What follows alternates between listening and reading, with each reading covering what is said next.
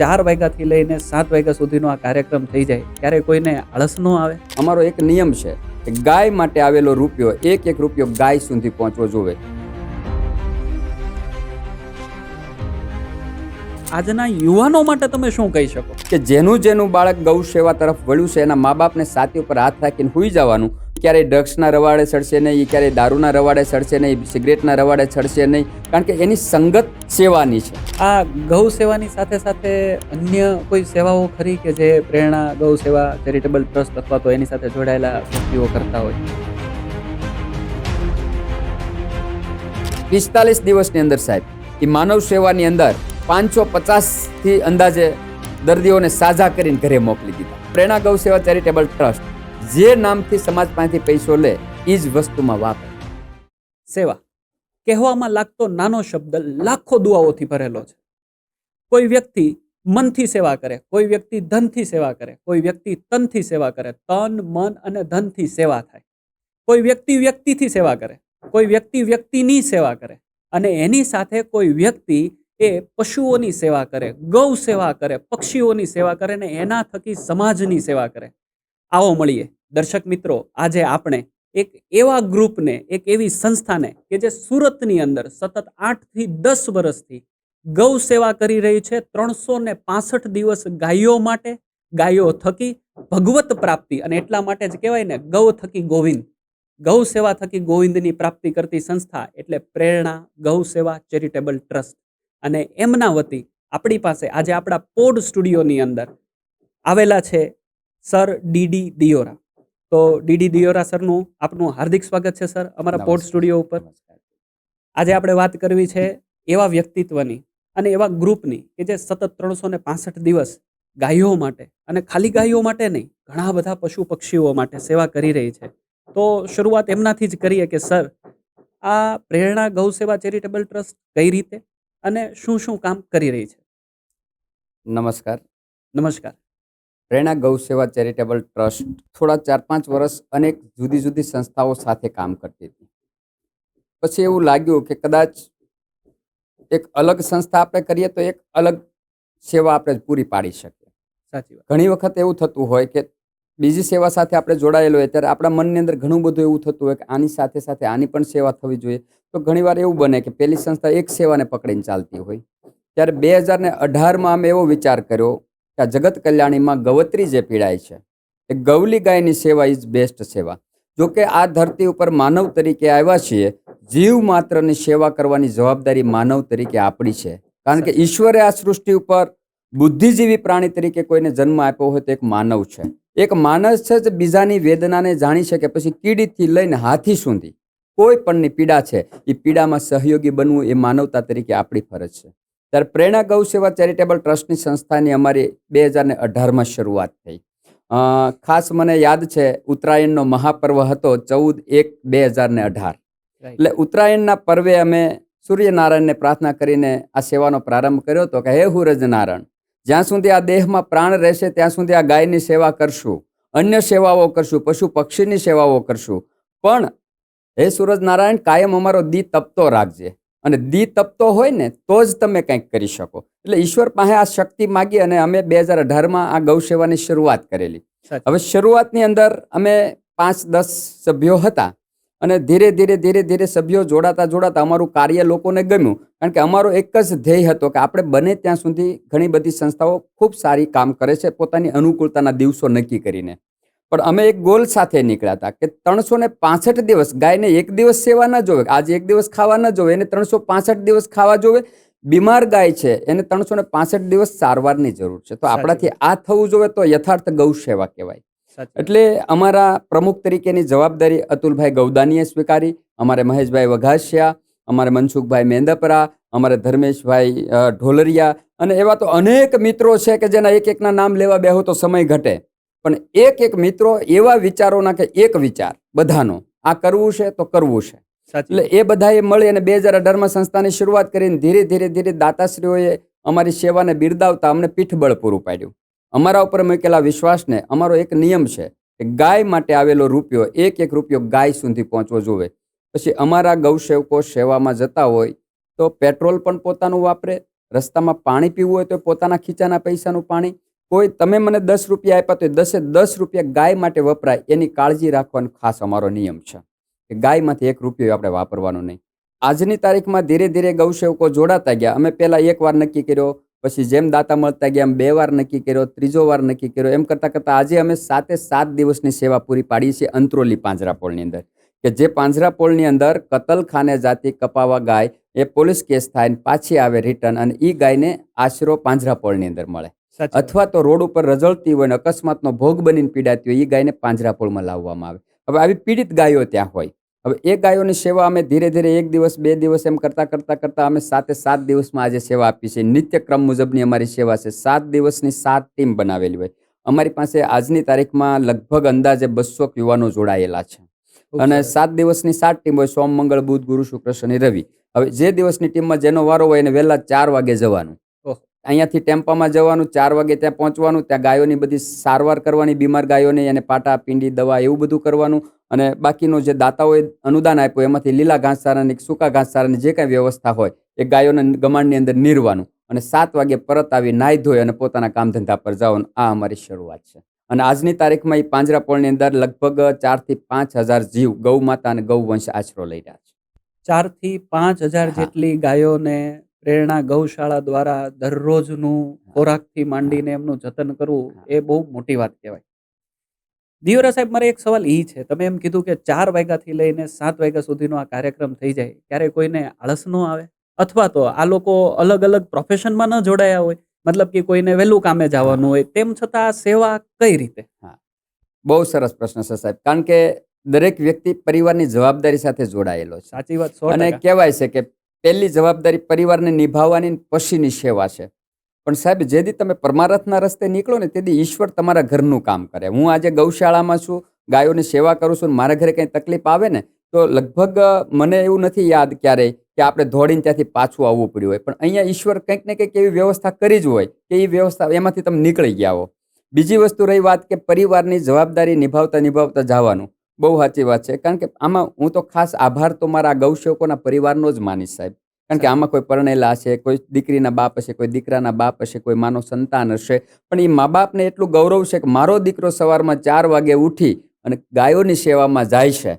એટલે ઘરમાં કદાચ કોઈ પ્રશ્નો કે સવાલ નથી આવતા, ને કે ઘરમાં ઘણા સવાલ હોય કે ભાઈ તમે અમારા પરિવારને આપવાનો સમય તમે ગાયોમાં આપો છો, અમારા પરિવારે ક્યાં જવું? પણ આ પ્રશ્ન નથી આવતા એનું કારણ એક છે કે પરિવારનો સપોર્ટ છે. પરિવાર પણ એવું માને છે કે આપણા પરિવારમાંથી એક સદસ્ય જાય છે, આપણા પરિવારનું કર્મ બને છે. બીજું કે સવારમાં 4 વાગે વહેલા ઉઠીને જાય છે, 7 વાગ્યા સુધી કાર્ય કરે છે, એટલું જ નથી સાહેબ. ત્યાંથી આવી નાહી ધોઈને 7-8 વાગે પાછા પોતાના પરિવારના ભરણ પોષણ માટે કામ ધંધા પર જતા હોય. કોઈ નાની મોટી નોકરી કરતા હોય છે, કોઈ પોતાના બિઝનેસ નાના મોટા કરતા હોય, નાના છોકરા તો ભણવા જતા હોય છે. આ બધા જ સવારમાં નિત્ય સેવામાં આવે છે. આ ગૌ કૃપા કહેવાય અને પરિવારોના આશીર્વાદ કહેવાય. બાકી આ અઘરું છે. અને મેં એ પણ જોયું છે કે તમારા વિડીયોઝમાં કે ખાલી ગૌ સેવક તરીકે પપ્પા જ નથી આવતા, મમ્મી પણ હોય, અને મમ્મી પપ્પા જ્યારે સેવા કરતા હોય ત્યારે એનો બાળક પણ આ જોતો હોય. મતલબ એ બાળક નાનપણથી જ સેવામાં જોતરાયેલો છે. જ્યારે આજનો સમય કેવો થઈ ગયો છે કે બાળકો જે છે એ રમવામાં હોય, રખડવામાં હોય, ફરવામાં હોય, આપણે એને સેવા તરફ વાળી જ નથી રહ્યા. તો દિયોરા સર, મારે તમને આ સવાલ પણ પૂછવો છે કે આજના યુવાનો માટે તમે શું કહી શકો? બહુ સરસ વાત છે કે જેના માતા પિતા સેવામાં આવતા હોય એનું બાળક સ્વાભાવિક છે કે બાળક છે કોરી પાટી છે, જેવું જોશે એવું અનુકરણ કરશે. એટલે એ બાળકને ખબર છે કે મારા માતા પિતા ગૌ સેવા કરે છે, અને બાળક સાથે આવે છે, એ નિત્ય ગાયોની સેવા જો નાના બાળકો છે એ હાથમાં ઘાસ લઈને ગાયને નીરવા જતા હોય, ગાયનો પોદળો પડ્યો હોય તે પોદળો લઈ લેતા હોય, એ બાળકને હુગ નહીં ચડે. શું કામ? કે નિત્ય એ જોવે છે. બીજી વસ્તુ કે જે મા બાપના નાના સંતાનો ગાયોની સેવામાં આવે છે, અમને ઘણીવાર સામાજિક પ્રશ્નો કરતા હોય છે કે આ બાળક ભણવાની લાયકની ઉંમર છે અને તમે સેવામાં જોડો છો.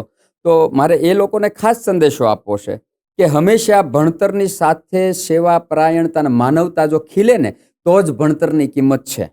આજે હું કદાચ ગમે એ લેવલે હોઉં, પણ મારી અંદર જો સાદગી ન હોય, મારી અંદર સેવાનો ભાવ ન હોય, તો હું સમાજને કાંઈ નથી આપી શકવાનો ને. ઘણીવાર આપણે એમ કહેતા હોય કે ફલાણા છે તે લોકોને લૂંટે છે, તો લૂંટે છે તો એનો અર્થ એવો થાય કે એમાં માનવતા ઘટે છે. જેના માનવતા છે એ લૂંટવાની ભાવના ક્યારેય નહીં રાખે. પણ એ બધું આવે ક્યાંથી? હરવેણી હાચી હોય તો આવે ને માતા પિતામાંથી. હવે અમે એટલા પ્રાઉડ સાથે હું આ યુવાનોના મા બાપને કહીશ કે જેનું જેનું બાળક ગૌ સેવા તરફ વળ્યું છે એના મા બાપને છાતી ઉપર હાથ રાખીને સૂઈ જવાનું, કારણ કે એનું બાળક સેવામાં વળ્યું છે ને એ ક્યારેય રોંગ સાઈડના રસ્તે જશે નહીં, એ ક્યારેય ડ્રગ્સના રવાડે ચડશે નહીં, એ ક્યારેય દારૂના રવાડે ચડશે નહીં, સિગરેટના રવાડે ચડશે નહીં, કારણ કે એની સંગત સેવાની છે. અને સેવાની સંગત એક જ તમને, કારણ કે આજ પશ્ચિમી સંસ્કૃતિ લાગી છે, બાળક જરીક નવરું રહે એટલે મોબાઈલમાં રમશે, કાં ન જોવાનું બધું જોશે, કાં એવા મિત્રોની સંગત કરશે કે જે ગલ્લે બેસીને પોતાની જિંદગી વેડફી નાખશે, આજનું યુવાધન વેડફી નાખશે. એટલે અમે પ્રાઉડ સાથે આ સમાજને કહી શકીએ કે કદાચ જે લોકો સવાલ કરે છે કે આ બાળકોની ભણવાની ઉંમર છે, તો અમે ભણવાના સમયે ક્યારેય કોઈ બાળક પાસે સેવા કરાવતા નથી, અને બાળકના માતા પિતાની મરજી વગર અમે સેવા કરાવતા નથી. જે મા બાપની ઈચ્છા છે એનું જ સંતાન આમાં આવે છે. અમે ક્યાંય નથી કહેતા તમારા બાળકને તમે અમારી સાથે મોકલો. એના બાળક રુચિ ધરાવે છે અને એના મા બાપ, એના મા બાપ એને સામેથી કે આ બાળકને લઈ જાઓ તમે સેવામાં, અને એ બાળક ઉપર અમે શીકો મારીએ કેમ છે કે એ બાળક આઉટલાઈનમાં ક્યારેય નથી જવાનું. સાચી વાત. અને દિયોરા સર, એક વાત બીજી કે તમે પ્રોફેશનથી ડોક્ટર છો, હા, પ્લસ તમારો મોટો પરિવાર છે, હા, તો તમે પરિવારને સાચવો છો, તમારી ડોક્ટરી કરો છો, તો આ સેવાનું ભૂત તમને ક્યાંથી વળગ્યું? વાહ. પ્રોફેશન હું ડોક્ટર છું, પણ ડોક્ટર બન્યો એ પહેલા હું માનવ છું. હા. કારણ કે મારી અંદર માનવતા છે, મારી અંદર જે સંસ્કારો છે એ મારા મા બાપે સિંચેલા છે. હું એક સામાન્ય ખેડૂત પરિવારમાંથી આવું છું. 12 વીઘા જમીન હતી મારા બાપાને, અને એ સિવાયના કામની અંદર લોકોની મજૂરીઓ કરી અને અમારું ભરણ પોષણ કરતા. અમે 4 ભારુડા, 3 ભાઈ ને 1 બેન, એમાં હું બધાથી નાનો.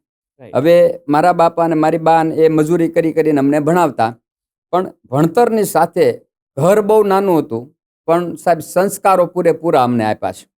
કે એક ગરીબાઈ ને ત્વંગર એ અલગ વસ્તુ છે, પણ તમારી અંદર જ્યારે તમારો માનવતાનો જમીર જાગશે ને તેથી તમને આ દુનિયામાં ગરીબી દેખાશે નહીં. હું 5 વર્ષની ઉંમરે પોલિયોગ્રસ્ત થયો.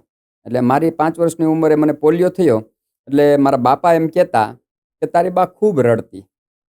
રડતા એટલા માટે કે આ પોલિયો થયો એનું એને દુઃખ નહોતું, એટલું દુઃખ એને એ હતું કે આવનારા સમયની અંદર આ છોકરો મોટો થશે, અપંગ થઈ ગયો છે. હવે 2 ભાઈઓ તો છે, સ્વાભાવિક છે, એટલો આત્મવિશ્વાસ હોય, પણ કદાચ ન કરે નારાયણને, બાયુ તો બીજા ઘરની આવવાની છે. તો હવે આ બાયુ એક્સેપ્ટ કરે ન કરે એનું કાંઈ નક્કી ન હોય. અમે છીએ ત્યાં સુધી તો મારા અપંગ છોકરાને હાંચવી લેશું, પણ જ્યારે આ ધરતીમાં અમે નહીં હોય ત્યારે આ દીકરાને કોણ હાંચવું છે? એમ કરીને ભગવાનની પ્રાર્થના કરીને આત્મનાદ કરતા, રોયા કરતા. ત્યારે મારા બાપા એક જ વસ્તુ કહેતા કે ઈશ્વરે જે લખ્યું હોય ને એ કોઈ પાનું ફેરવી શકે નહીં, વિધાતાના લેખમાં કોઈ મેઘ મારી શકે નહીં. હવે આને આગળ આપણે શું કરવું ને એમાં તમે જીવ પરોવો. અને પછી ધીરે ધીરે મને ભણાવવામાં રસ લાગ્યો. પણ ગરીબી એટલી ને સાહેબ ઘરની અંદર કે હું પણ સાહેબ પ્રાથમિક શાળામાં ભણતો ને ત્યાં સુધી દાડિયું કરવા જતો. અને મારા બા અને બાપુજી અપંગ હોવ એટલે દાડિયે કોઈ દાડિયું કરે નહીં, કારણ કે હારા દાડિયા મળે ત્યાં સુધી અપંગને કોઈ ન લઈ જાય. એટલે મારી બાની એમ કે દાડિયા અમે 2 જણા આવીએ, પણ હારે મારો છોકરો આવશે. ઘણાને આ દાડિયું નહીં ખબર હોય. દાડિયું એટલે હું ઈ કયો, દાડી એટલે પોતાની જમીન ઓછી હોય અથવા તો પોતાની જમીન ન હોય તો બીજા ખેડૂતો જે જમીન વાવતા હોય ને એમાં નીંદવા જવાનું, પારવા જવાનું, એનું લણવા જવાનું, એ બધું જે ખેતીનું કામ કરવાનું હોય ને એને મજૂરીએ જાય ને એને દેશી ભાષામાં દાડિયું કહેવાય. એટલે એ મજૂરી કરવા જાય એટલે મારા બાન બાપુજી એમ કે ભાઈ છોકરો હારે આવશે.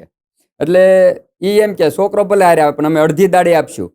એટલે પછી શું કરે, એક બાજુ મારી બા ઓળલે, એક બાજુ મારા બાપા ઓળલે, વશમાં મને રાખે. એટલે હું પોગું નહીં ને એટલે મારું લેવડાવતા જાય, એટલે હું હવની હારવાર રહું. એટલે અમે 3 જણા થઈને 3 ઓળ કાઢીએ ને તો દાડી 2.5 આપે. એટલે ન્યાય શોષણ થાય. પણ છતાં એવું નહોતું. એક વસ્તુ હતી કે મારા છોકરાને દાડીએ રાખ્યો. મારી બા એમ રાજી થતા મારા છોકરાને દાડીએ રાખ્યો. પછી ત્યારે તો આપણી અવસ્થા નાની હોય કે લાંબુ વિચાર્યું ન હોય, એટલે આપણે એમ વિચારીએ કે બા આજ હું બહુ થાકી ગયો છું, મારે નથી આવવું દાડીએ.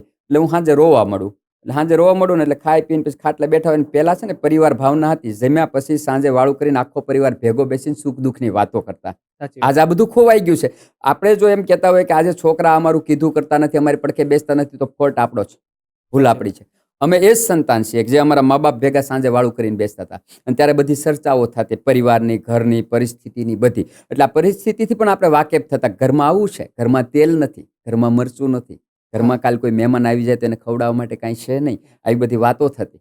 એટલે ત્યારે મારી બા, હું રોતો ને એટલે સાનો રાખતા ને એમ કહેતા કે બેટા તું થોડાક દી જો કે કઠણ થઈ જાય ને તો આપણે 5 દાડી પૂરી થઈ જાય ને ફલાણા દાદાની, તો આપણે 250 ઘી આવી જાય. 250 ઘી આવી જાય ને તો કાલથી તને સોંપડેલી રોટલી હું આપીશ. એટલે ઈ લોભે હું પાછો વળતે દે હતો એવો થઈ જાય ને પાછો દાડી ચડી જાઉં. એટલે આવી રીતે કરી સમય કાઢી અને નસીબ જોગે હું ભણી શક્યો. અને હોમિયોપેથી ડોક્ટર બન્યો. રાઈટ, હોમિયોપેથી ડોક્ટર બન્યા પછી મેં સુરતમાં પ્રેક્ટિસની શરૂઆત કરી. રાઈટ. શરૂઆત કરીને એટલે ગામડેથી એક જેસર હાઈસ્કૂલ હું ભણેલો, એટલે જેસરના મિત્રો બધા ખરા. એક મિત્રના દાદા આવેલા, એને અહીંયા ગેસનો પ્રોબ્લેમ ને ઘણી બધી સારવારો લીધેલી, પણ સારું નહીં થયેલું. એટલે એને કીધું કે મારો મિત્ર હમણાં નવો તાજો ડોક્ટર થયો, હાલો બાપા ન્યા જાય. એટલે એ આવ્યા, એટલે એ સારવારથી એને સારું થઈ ગયું કુદરતી.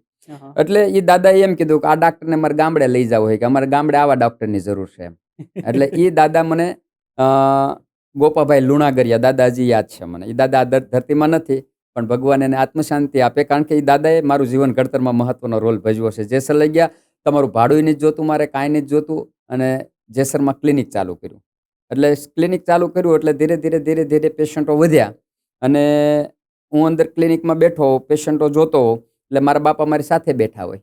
એટલે મારા બાપા મારી સાથે બેઠા હોય ને, એટલે કોઈ પણ ગરીબ દર્દી, મારે એ 25 ગામના હટાણાનું લોકેશન, એટલે 25 ગામના હટાણામાં શું છે, ગરીબ દર્દીઓ વધારે, ગરીબ પરિવારો વધારે હોય. કારણ કે ગરીબ પરિસ્થિતિમાંથી તો હું નીકળ્યો હતો, એટલે મને ખબર હતી કે આની પરિસ્થિતિ દવાખાને જવું તો શું. હું એક દાખલો આપી દઉં મારા બાપાનો, કે વચ્ચે મારા બાપાને તાવ આવે, અમે 2 ભાઈ નાના મોટા ભાઈ સુરત આવી ગયેલા, બહુ બીમારી આવી, આખું ગામ ખબર કાઢવા આવે. ભગત તરીકે ઓળખાય મારા બાપા. એટલે કે ભગત 3 દીથી પડ્યો છો, તું દવાખાને જઈ આવી ને, 3 દીથી પડ્યો છો, દવાખાને જઈએ ને, બાજુમાં જેસર 6 કિલોમીટર અમારે દવાખાને જવાનું. એટલે 2 દી આ લોકોનું સાંભળીને મારથી નાના ભાઈ છે જગદીશભાઈ એક દી કીધું, દાદા હાલો ને આપણે બાપ દીકરો જઈએ વિજય હરી કે. તો એ મારા દાદાને આંખમાંથી આહુડા આવી ગયા હતા. દાદા એટલે મારા બાપા, કારણ કે દેશી ભાષામાં અમે દાદાથી સંબોધન કરીએ. તે દાદાને આંખમાંથી આંસુડા આવી ગયા. ખાટલે બેહાડીને કે બેટા તને ખબર છે, 50 જણા પૂછી ગયા, તું દવાખાને જઈ આવી.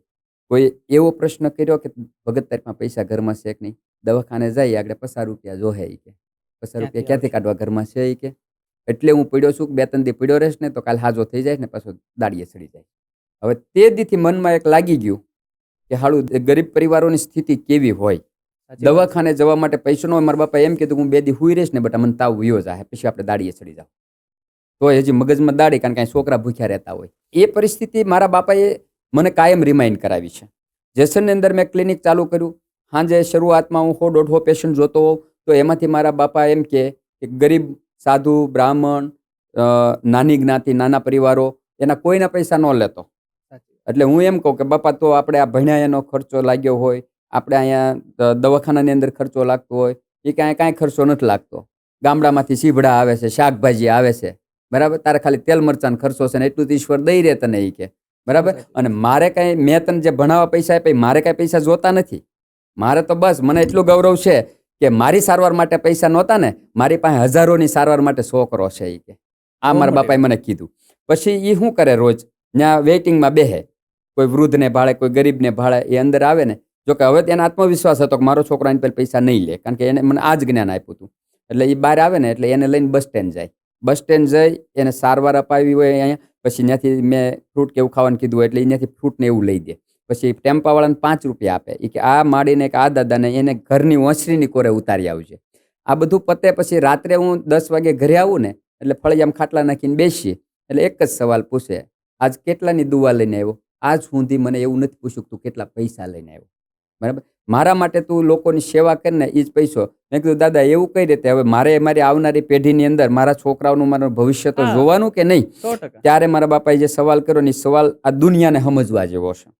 ત્યારે મારા બાપાએ એમ કીધું કે તું જ્યારે અપંગ થયો અને તારી માં રોતી હતી, ત્યારે અમારા મનમાં એક જ વિચાર હતો કે આ છોકરાનું પેટ કઈ રીતે ભરશે એનું. મોટા તો બે હાલો મજૂરી કરીને ખાહે, પણ આ મારો નાનો છોકરો છે, એને અપંગતા છે, એને કોઈ અમે હારે સહી તે તને અડધી દાડીમાં લઈ જાય છે, નકર તને 10 રૂપિયામાં કોણ દાડીએ લઈ જાય, બરાબર.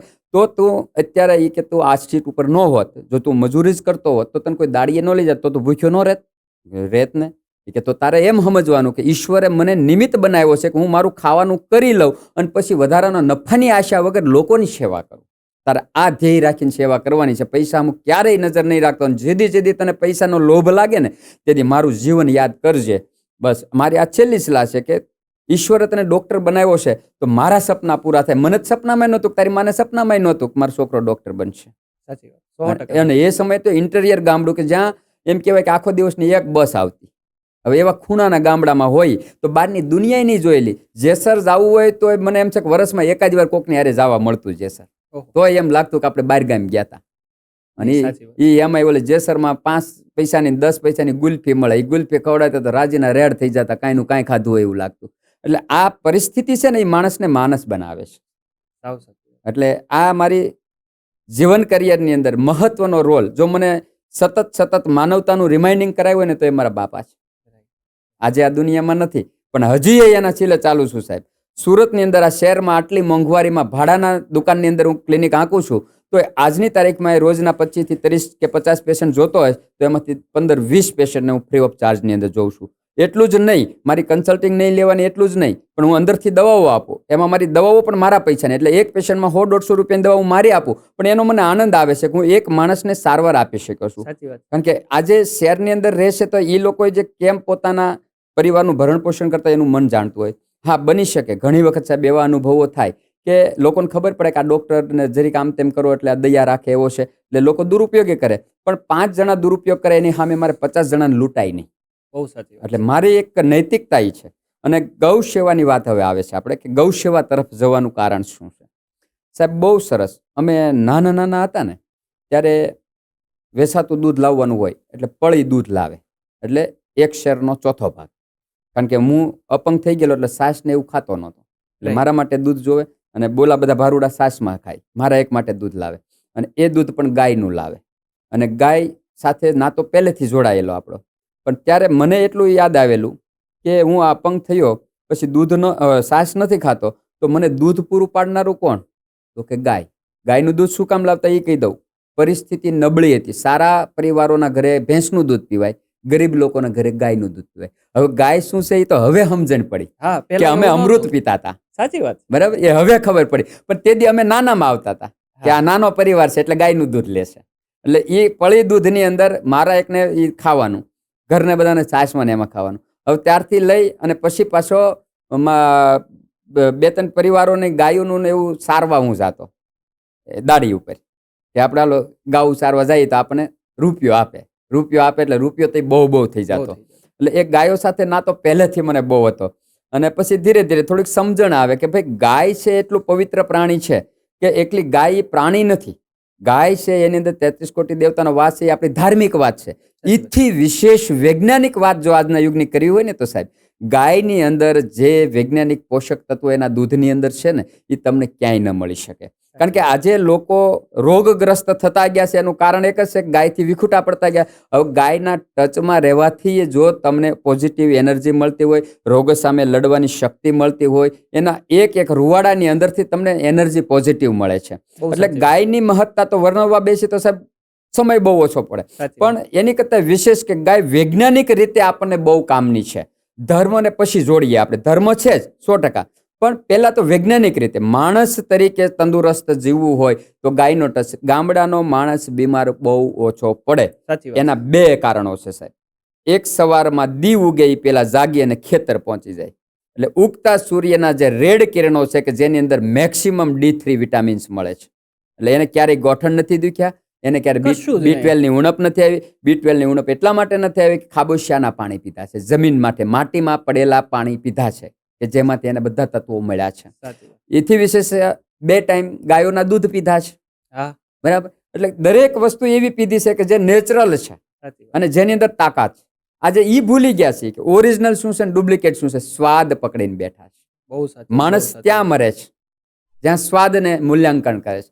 મૂલ્યાંકન તત્વોનું કરો. જેથી અમે આ ગાયનું અમૃત જેવું દૂધ પીતા હતા, તેથી અમને એમ નીચપ લાગતી હતી કે અમે નાના પરિવારના છીએ ને એટલે ગાયનું દૂધ ખાય છે. પૈસાવાળાના છોકરા તો ભેંસનું પીવે. આજ ખબર પડે કે ભેંસનું દૂધ પીનારા છોકરાની બુદ્ધિ કેટલી હોય ને ગાયનું દૂધ પીનારા છોકરાની. આજે હજારો લોકો ચાહે છે, હજારો લોકો હું બોલું ત્યાં મને સ્વીકારે છે. એનું એક જ કારણ છે કે મા બાપે આપેલા સંસ્કારો ગાય સાથે જોડાયો છું ને ગાયની પ્રોડક્ટ વાપરી છે. એટલે આ જે કાંઈ સેવા તરફ હું વળ્યો છું ને, એ આ બધી મારી ઘરની પરિસ્થિતિ જોઈને જ કે આ હું 10 રૂપિયા દાડીએ ન લઈ જાય. મારા બાપાના શબ્દો સાચા છે. તો મને અહીંયા પંખામાં એસીમાં બેઠા લોકો કન્સલ્ટિંગ ફી આપીને માન સાથે પૈસા દઈ જાય છે, તો મારે કંઈક મારી માનવતા તો ઈશ્વરનો ઉપકાર તો છે મારી ઉપર, એનો બદલો તો કંઈક આપવો ને, ક્યાંક તો મારે નિભાવવું ને. પણ તોય સાહેબ ક્યારેક મને એવો પણ વિચાર આવે કે હું થોડો ગાયની સેવા કરી શકું. મારી શું હેસિયત છે? હું તો ગાયના સાનિધ્યમાં રહીને મારું જીવન બનાવું છું સાહેબ. હું ગાયની સેવા નથી કરતો, કારણ કે ગાયની સેવા કોઈની તાકાત નથી. કારણ કે ગાયે આપ્યું છે આ જગતને એટલું. આ જગતને જીવનથી લઈને મૃત્યુ સુધી નહીં સાહેબ, મર્યા પછી પણ આ માણસના એ આત્માને લઈ વૈતરણી નદી પાર કરાવીને ભગવાનના ચરણોમાં મોક્ષ અપાવ્યો છે ગાયને. એટલે તો ગાયને મોક્ષદાયની કહેવામાં આવે છે. હવે એ ગાયની તમે સેવા કરો. ગાય તમારી સેવા માટે અહીંયા આવી છે બાપ. દિયોરા સાહેબ, આ તમે જે ગાયની વાત કરી એના ઉપરથી મને એવું થાય છે કે તમને કોઈ એવો અનુભવ ગાય સાથેનો અથવા તો ગાયોની સેવા કરતા હોય ને કોઈ એવો આમ કહેવાય ને કે ચમત્કાર. પરમાત્મીય ચમત્કાર કે એવો હા. કોઈ અનુભવ, તો હા. એના વિશે કંઈક શેર કરો ને. 100% સાહેબ. આજે દવાખાનું ચલાવવાનું, ઘરની જવાબદારી નિભાવવાની, સાથે સાથે આ સેવાઓ ગાયોની, અન્ય જીવોની કરવાની, તો આની અંદર ઘણી વખત પારિવારિક પ્રશ્નો પણ ઊભા થાય. આપણે સમય ન આપી શકતા હોઈએ, વ્યવહારમાં જઈ ના શકતા હોઈએ, ત્યારે ઘણા બધા પ્રશ્નો થાય. એટલે મારો એક જીવનનો નિયમ છે સાહેબ કે હું જ્યારે મૂંઝાવું છું ને રસ્તા નથી બતાતા ને, ત્યારે હું ખાલી યોગાસનમાં બેસી અને ગાયના જપ કરું છું. હું ગૌ જપ કરું. હે ગૌ માતા, સાચા દિલથી જો તારી સેવા મેં કરી હોય તો મારી પાસે હવે બુદ્ધિ એક જ તરફ છે, સમાજ સેવા, માનવ સેવા, ગૌ સેવા, જીવ માત્રની સેવા. મારો પ્રાણ હવે જીવદયા તરફ વયો ગયો છે. પણ હવે આ પારિવારિક જે પ્રશ્નો આવતા હોય, કારણ કે સવાલ છે કે ક્યાંક વ્યવહારે જવું હોય તો આપણે ન જઈ શકતા હોય. બીજી વસ્તુ કે અમે બે માણસ અપંગ છીએ, એટલે ક્યાંક જવું હોય તો ઘણાને એવું હોય કે બે જણા હોય તો એક જણું જઈને વ્યવહાર સાચવી લે. હવે મારે હું ગાડી લઈને જાઉં તો જ મારા મિસિસ મારી પાછળ આવી શકે, કારણ કે રિક્ષામાં ક્યાંક હાલવાનું થાય તો જાજુ હાલી ન શકાય. એટલે આ બધા પ્રશ્નો નહીં બધા. પણ એની સામે હું સમાજ અને મારા સગા સંબંધીઓનો ખૂબ ઉપકાર માનું છું.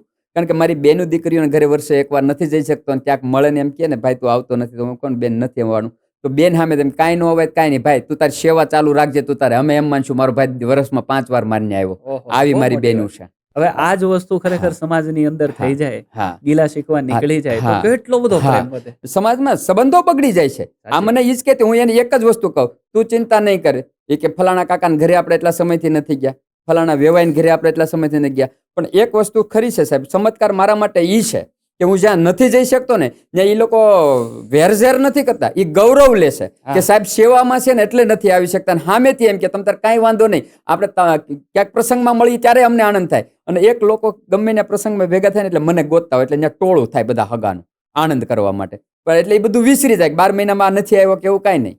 નકર ઘણા એમ કે તમે એક વાર આવો ને અમારે શું આવવું. જ્યારે મારા સગા સંબંધી, સ્નેહી, મિત્રો બધા એવા છે કે તમે ચિંતા નહીં કરતા, તમે જે કરો છો એ રાઈટ કરો છો. અને હું કદાચ વર્ષે જઈ શકું કે ન જઈ શકું, એ એના સમયે આવી જાય છે મારે. એટલે આ ગૌ ચમત્કાર મોટો કહેવાય. મારું ઘર એ આંકી દે, મારો વ્યવહાર એ આંકી દે છે. આનથી મોટો ચમત્કાર હું જોતો હોય. આનથી મોટો ચમત્કાર જ કોઈ નથી. આપણો વ્યવહાર આખો સચવાઈ જાય, એનાથી મોટું શું જોઈએ. નકર ખરેખર બેનને દુઃખ લાગે જ ભાઈ, વરસમાં એકાદી વાર નો આવે. મને યાદ છે 2-3 વાર, કારણ કે અમે મારા બાપાની 6 ભાઈઓ, 6 ભાઈઓને મારે 12 બહેનું છે. એટલે બધી બહેનો ઘરે 1-2 વાર બધા ભાઈઓ જઈ આવતા હોય, એક હું જ ન જાઉં. એટલે એ મને એવું મેણું મારવી જોવે કે ભાઈ તો મોટો થઈ ગયો, તને મોટે પાવી ગઈ છે એટલે તું માન્ય નથી આવતો. આજ સુધી મેં એક બેન એ શબ્દ નથી બોલી. બહુ મોટી બરાબર. એમ કે ભાઈ તમ તું વર્ષમાં 5 વાર ને 7 વાર અમારા ઘરે આવી ગયો, પણ તું તારી સેવા કરશો ને અમને બહુ ગૌરવ થાય. તારા વિડિયા જોઈ, તારા ફોટા જોઈને અમે ગસગસ સાથી ફૂલે અમારી એમ. એટલે આ ગૌ ચમત્કાર છે. રાઈટ, 100%ની વાત છે. આ ગૌ સેવાની સાથે સાથે અન્ય કોઈ સેવાઓ ખરી કે જે પ્રેરણા ગૌ સેવા ચેરિટેબલ ટ્રસ્ટ અથવા તો એની સાથે જોડાયેલા વ્યક્તિઓ કરતા હોય? હા, ચોક્કસ. અમે મુખ્ય ધ્યેય ગાય, પણ એવું નથી, અમારી માનવતા સાથે જોડાયેલી સંસ્થા છે. સાચી વાત. હા, પણ એક ધ્યેય કે ગાય, મેં તમને કીધું એમ કે ગાય પ્રત્યે અમને એટલી લાગણીઓ છે કે ગાય આ જગતને શું નથી આપ્યું તે જગત એને તરસોડે છે. બરાબર. પણ છતાં હાલો તરસોડે છે તો દરેક માનવી એવા થઈ જશે તો આ ગાયનું શું થશે? બરાબર. ગાયનું આપણા જીવનમાં ખૂબ મહત્વ છે, આપણે બધા જાણીએ છીએ. બરાબર. ગાય વિના ગતિ નહીં, વેદ વિના મતિ નહીં. આ જીવનના 2 મેઇન તરાપા છે જીવન તરવા માટેના. સાચી વાત. ગાય અને જ્ઞાન. તો જેનામાં જ્ઞાન હોય એ જ ગાયની સેવા કરે, કારણ કે તો જ જ્ઞાન હોય. એટલે ગાયની સેવાની સાથે સાથે અમારી ઘણી બધી સેવાઓ છે. ગૌ સેવા અમારી નિત્ય સેવા છે કે 8 દિવસના 8 વાર હોય, 7 વારની 7 ટીમ હોય, રોજ જાય ગાયોની સેવા કરે. એથી વિશેષ ત્યાં પક્ષીઓની ચણની અમે વ્યવસ્થા કરીએ છીએ. પક્ષી પછી ઉનાળાની અંદર ચકલી ઘરના વિતરણ કરીએ છીએ, પાણીના કુંડાના વિતરણ કરીએ છીએ. બહુ મોટી વાત. પછી એનથી આગળ વધી અને અમારો ધ્યેય છે કે જીવ માત્રની સેવા કરવાની જવાબદારી જ્યારે ઈશ્વરે આપણને આપી છે, ત્યારે નાના નાના જીવજંત જે આ ધરતીની અંદર કીડી મકોડાને એવા રહે છે, એ પણ ઘણી વખત ઉનાળામાં, કારણ કે પહેલાનું ચલણ કેવું હતું કે ખેડૂતો વાવતા પછી જમીનમાં બધું પડ્યું રહેવા દેતા કે પક્ષીઓ આવીને ચણતા, આ વસ્તુ હવે થઈ નથી, કારણ કે હવે વેપારીકરણ થવા માંડ્યું છે. હા, તો સાચી આવા જે જીવો છે એ ભૂખ્યા રહે છે. તો અમે દર વર્ષે કીડિયારો પૂરીએ. 10-10, 15-15 હજાર શ્રીફળોની અંદર કીડિયારું પૂરવાનું, જંગલની અંદર જવાનું, ઝાડવે 10 થી મૂકવાનું. 15,000 હા, જેટલા. 15-20 હજાર સુધીના શ્રીફળ, 21 હજાર સુધીના શ્રીફળો અમે પૂર્યા છે. રાઈટ અને એની અંદર બધું કીડિયારું ભરવાનું, હોલ પાડી અંદર કીડિયારું ભરવાનું, એટલે ખાવાનો માલ બનાવવાનો, એ અંદર ભરી દેવાનો અને ઝાડવે છૂટા સવાયા મૂકવાનું. એ એક શ્રીફળ એક ઝાડવે મૂકો એટલે 6 મહિના સુધી કીડી મકોડી જીવજંત એનું અનાજ લે, એમાંથી પૂરું પડે. એટલે અમે પેલા વર્ષમાં 2 વખત કરતા. હવે થોડીક સમયની અનુકૂળતા પ્રમાણે ફેરફાર કર્યો કે હવે મોટું કરી નાખ્યું, 10,000ની જગ્યાએ 20,000 કરી નાખવાનું, પણ એકવાર મૂકી આવવાના બધે. પછી એની સાથે સાથે અમારી ખાસ માનવતાની સેવા જો કહું ને, તો બહુ સારી સેવા અમે કોરોના કાળની અંદર કરી. જ્યારે કોરોના શરૂઆત થઈ, જ્યારે હાહાકાર હતો, જ્યારે પોતાનું સ્વજન પોતાના સ્વજનની પાસે જતા બીતું હતું, એ સમયની માલિપા સાહેબ, આપણે એમ કહેવાય કે શિષ્યારીઓ આપણીથી સંભળાતી નહોતી, બચાવોની. કારણ કે શું કરે, લાચાર હતા, હોસ્પિટલોમાં ક્યાંય જગ્યાઓ નહોતી અને પરિવાર માટે બીજા કોઈ વિકલ્પ નહોતો. ત્યારે આપણી નજર સામે તડપતા પરિવારજન, સ્નેહીજનને મરતા જોયા છે. આ કરુણાંતિકા જોઈ અને અમારી સંસ્થાએ પહેલા જ વેવની અંદર, જ્યારે લોકડાઉન હતું એટલે કોઈને બહાર નીકળવા પર પ્રતિબંધ હતો, ત્યારે અમે એક વિચાર કર્યો કે આપણા ઘરની અંદર તો હાલો 12 મહિનાની અનાજ ભરવાની સિસ્ટમ છે, પણ એવા પરિવારો, એવા મજૂરો છે કે જે રોજનું લાવીને રોજનું જમે છે. તો એ આ લોકડાઉનમાં કઈ રીતે જમી શકશે? નથી બહાર જઈ શકવાના, નથી દુકાનો ખુલ્લી, નથી એની પાસે પૈસા. બરાબર? તો નકર તો યાલો કે ભીખ માગીને લોકોના, પણ કોઈને ક્યાં જવાનો પ્રતિબંધ છે, તો એ ઝૂંપડાની અંદર એ ભૂખ્યો મરે છે. તો એ સમયે અમારી સંસ્થાએ ભોજનની વ્યવસ્થા કરી. જ્યાં સુધી લોકડાઉન ચાલ્યું ત્યાં સુધી દાતાઓએ ખૂબ સહયોગ આપ્યો અમને, આર્થિક સહયોગ. એમાંથી કરિયાણું લાવીએ, બહેનોના ઘરે નાખવા જઈએ, એ બહેનો ત્યાંથી રોટલા ઘડી દે, રોટલી બનાવી દે, શાક બનાવી દે, ટિફિન તૈયાર કરી દે. એવા મહિલા મંડળો કે જેણે આ સેવા બહુ સારી અમને આપી, કે આ બધી વસ્તુ તૈયાર કરી દે ને અમે એનું વિતરણ કરીએ. એટલે લોકો અમારાથી જ્યાં સુધી પહોંચવાનું ત્યાં સુધી એક પણ લોકોને ભૂખ્યા હોવા નથી દીધા આખા લોકડાઉન દરમિયાન. અને ત્યારબાદ વેવ્સ 2 આવ્યો સાહેબ. વેવ્સ 2 ની અંદર ફરી પાછી આની સ્થિતિ નિર્માણ થઈ. પણ એ સમયે તો એવો વેવ આંકરો હતો કે એ સમયે સારવાર માટે ક્યાંય જગ્યાઓ જ નહોતી મળતી. હવે એ સમયે ખાસ જરૂરિયાત દર્દીની સારવારની અમને દેખાણી. ત્યારે સુરતમાં બહુ સારું નામ છે, પણ લેશ માત્ર અભિમાન એ માણસને નથી, એવા નટુભાઈ કાછડિયા, પારુલ ગ્રુપ. હવે એ લોકો ગાંધીનગર કંઈક કામ જો ગયેલા અને ત્યાંથી આવતા હતા, ત્યાંથી સમાચાર ખાલી એને ફોનમાં મળ્યા કે સુરતમાં કોરોનાનો બીજો વેવ આવ્યો છે અને લોકો ધડાધડ બીમાર પડે છે, હોસ્પિટલમાં ક્યાંય જગ્યા મળતી નથી. એ લોકોને અમારી પ્રેરણાની ટીમ એ બધા સાથે જ હતા મિત્રો. તો ત્યાં રસ્તામાં નિર્ણય કરી લીધો કે આપણે જઈને પહેલું જ કામ દર્દીને સારવાર મળે એ કરવું છે. પહેલી જરૂરિયાત સારવારની છે. કારણ કે દરેક સ્વજન ઓક્સિજન વાંકે પોતાના પરિવારના સ્વજનની સામે તરફડીને મરી જાય કેમ જોઈ શકાય? નટુભાઈ નિર્ણય કર્યો, પહેલો દાતા હું, જે કાંઈ ખર્ચો આવે એ મારો, પછી દાતા મળશે તો જોયું જાય, નકર હું તમને ઊભા નહીં રહેવા દઉં. આ પહેલ કરનાર એ નટુભાઈ કાછડિયાને લાખ વંદન છે બાપી. મહામાનવ કહેવાય આ ધરતીનો. યદા યદા હિ ધર્મસ્ય ગ્લાનિર્ભવતિ ભારત. ભારતને જ્યારે કાંઈ પણ તકલીફ પડે છે ત્યારે કોઈને કોઈ રૂપે મહામાનવ આ ધરતી ઉપર મોકલે છે. એમાંનો એક મહામાનવ હું નટુભાઈ કાછડિયાને માનીશ.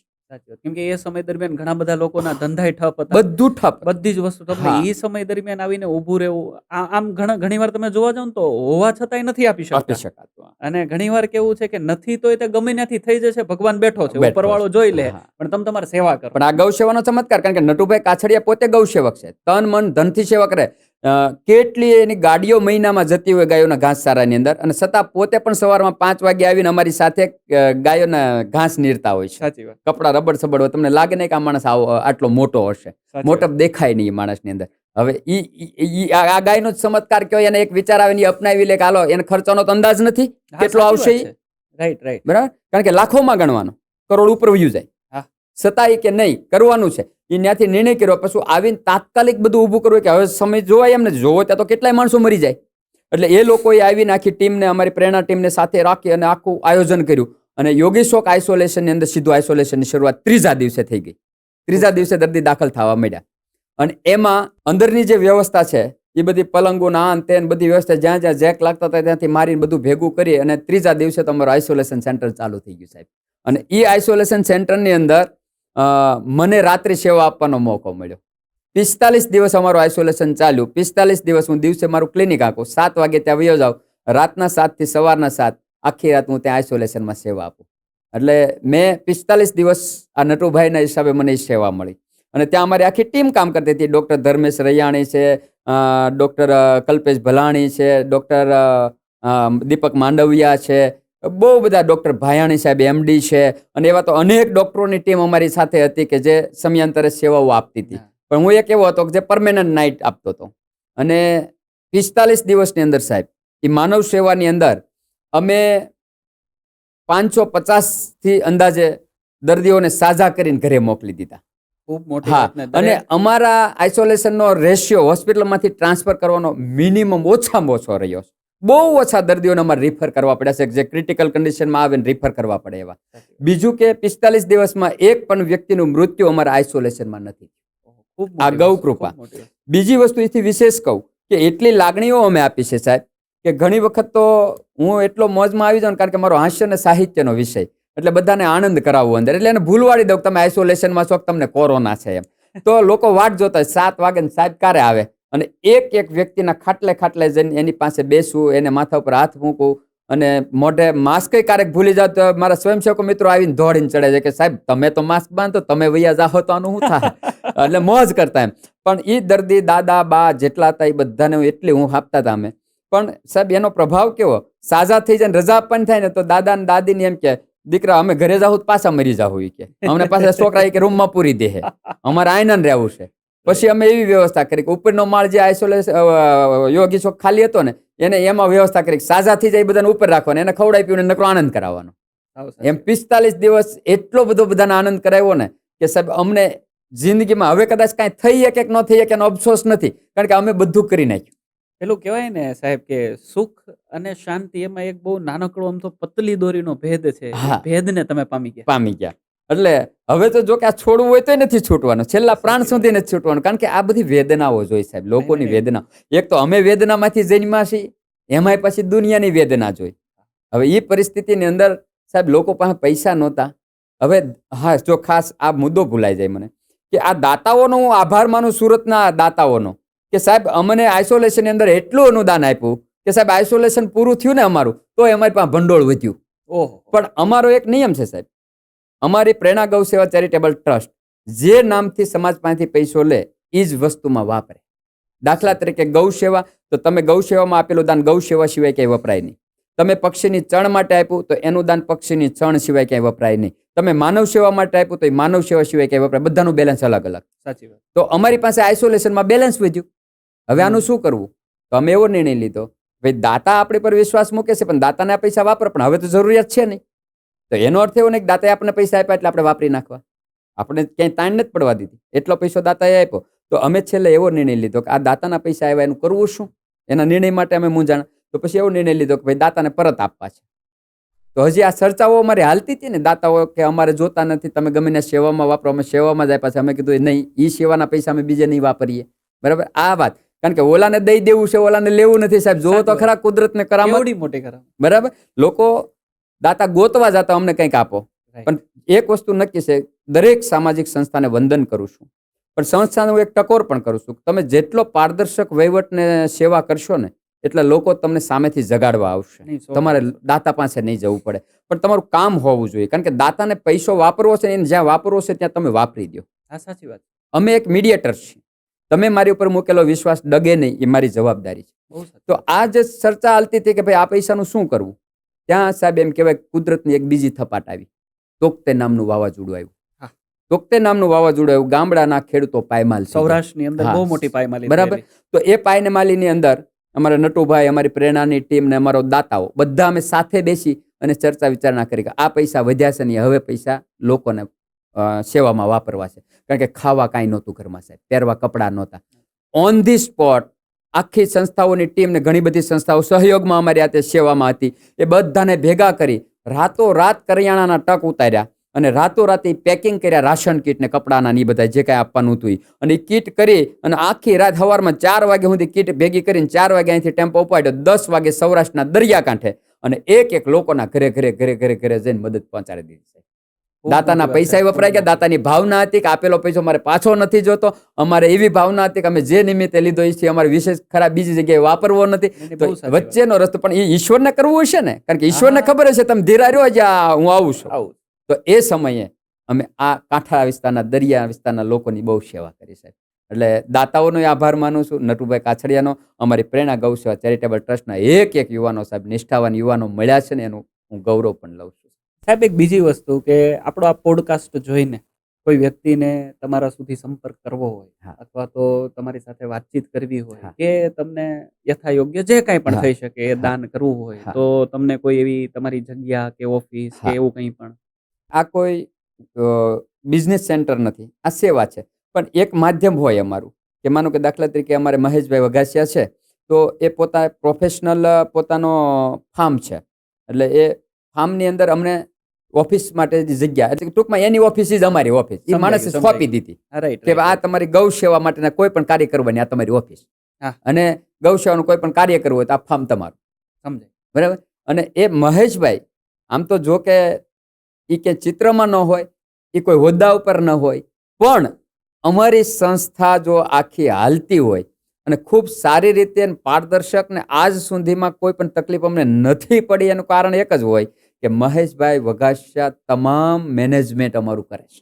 પેલું કહેવાય ને કે એક નિસ્વાર્થ વ્યક્તિની સાથે હા. બીજા 10 નિસ્વાર્થ વ્યક્તિ હા. એકબીજાના પીઠબળે ઉભા રહે તો એ હા. કામ પાર પડે જ. હા. અને સેવા ભાવ જ એવો છે કે હા, જ્યાં આ બસ. કામ હા, દેખાય. એટલે કોઈ પણ સંપર્ક કરવો હોય તો અમારા નંબર ને એ બધું હોય કાર્ડની અંદર. બીજું કે અમારી ઓફિસે, એટલે કે ત્યાં મહેશભાઈના ફામે મોટા વરાછાની અંદર, તો કાંઈ પણ કોઈને મળવું હોય, બેસવું હોય, કાંઈ આયોજન કરવા હોય તો અમે બધા ત્યાં મળતા હોઈએ છીએ.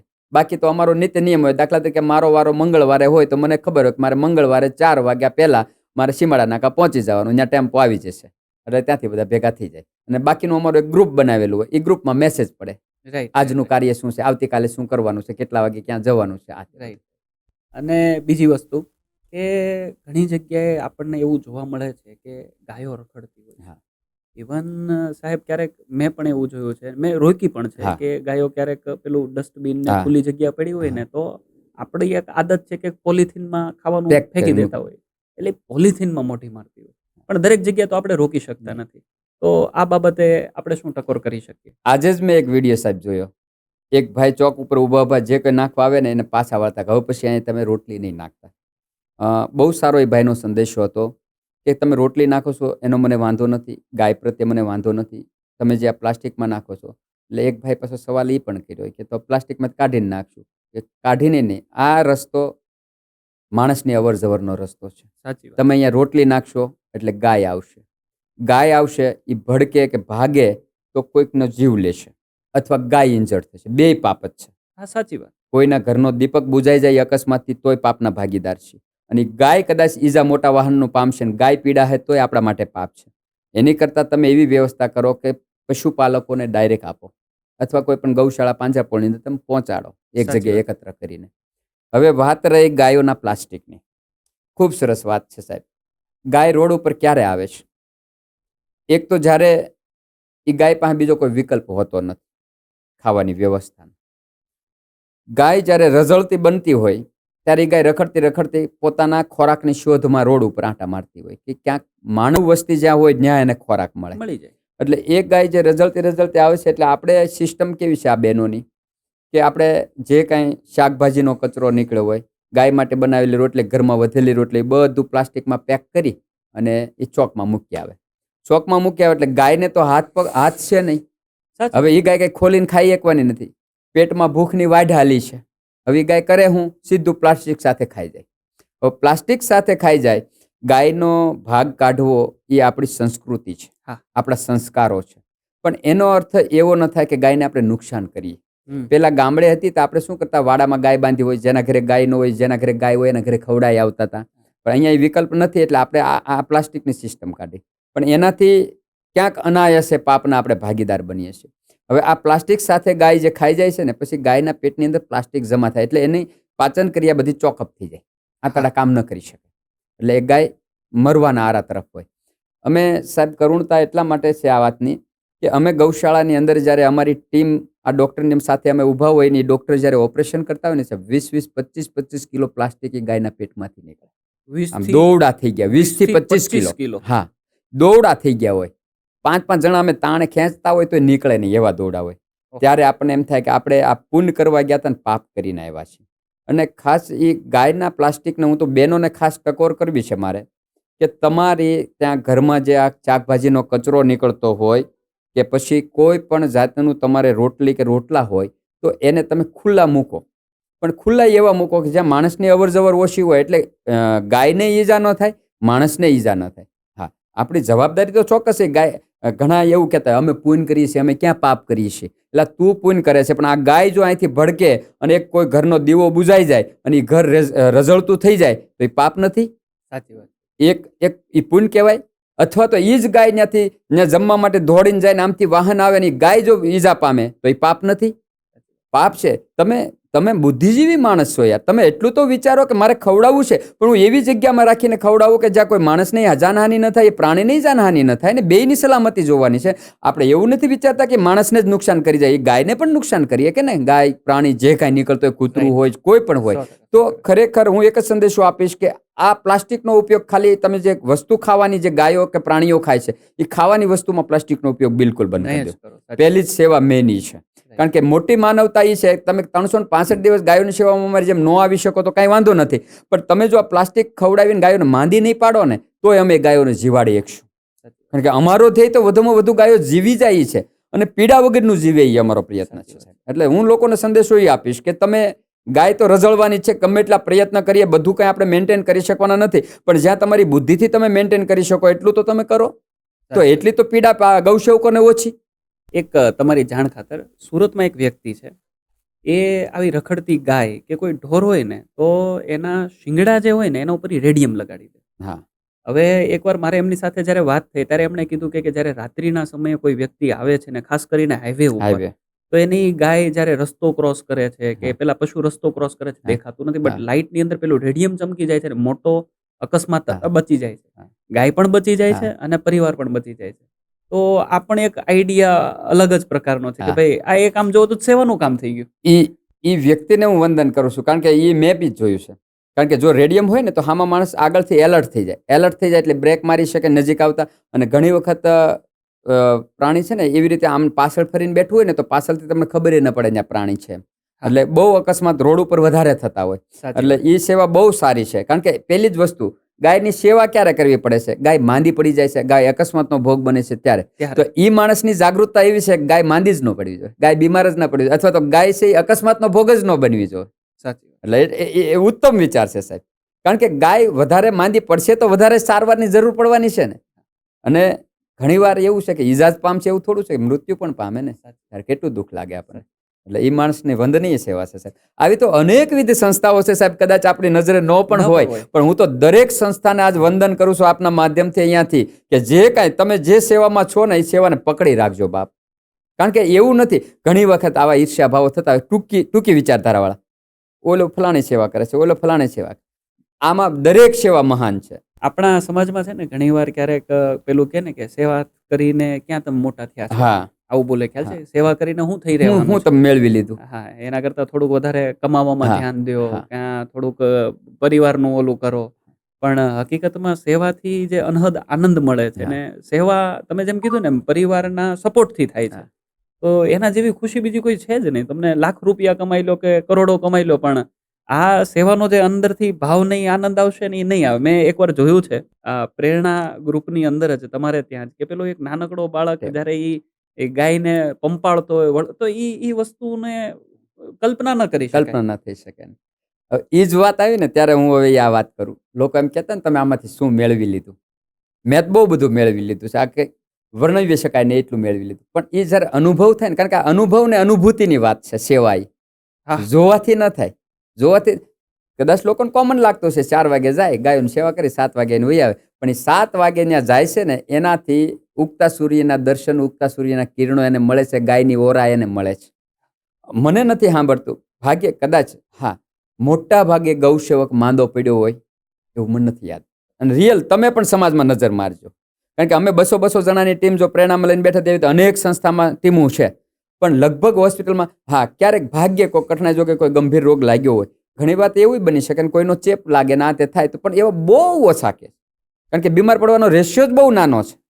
અને બીજી વસ્તુ રહી આગળ બાળકની તમે જે વાત કરી, તો બાળકની વાત કરીને તો હવે હું તમને એ વાત તરફ લઈ જાઉં કે અમારી સંસ્થા આ સેવાના કાર્યો જે ચલાવે છે ને એમાં મોટો ફાળો દાતાનો હોય. હા. દાતા સિવાય કઈ શક્ય ન હોય, કારણ કે દરેક સામાન્ય પરિવારના યુવાનો હોય આમાં. હા. એટલે અમારી સેવા કેટલી હોય કે ભાઈ અમે પેટ્રોલ ઘરનું વાપરીએ, પાણી નાસ્તા ઘરના કરીએ, એટલો ખર્ચો ભોગવી શકીએ, પણ કઈ એક ગાડી ઘાસમાં અમે દાતા ન બની શકીએ.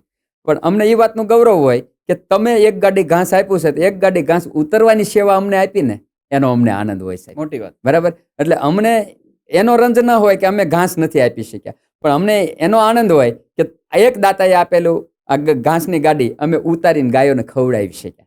અને એ દાતાને એ વાતનો રાજીપો હોય કે મારા ગૌ સેવકોએ મારી ગાડી આખી ગાયો સુધી પહોંચાડી દીધી છે.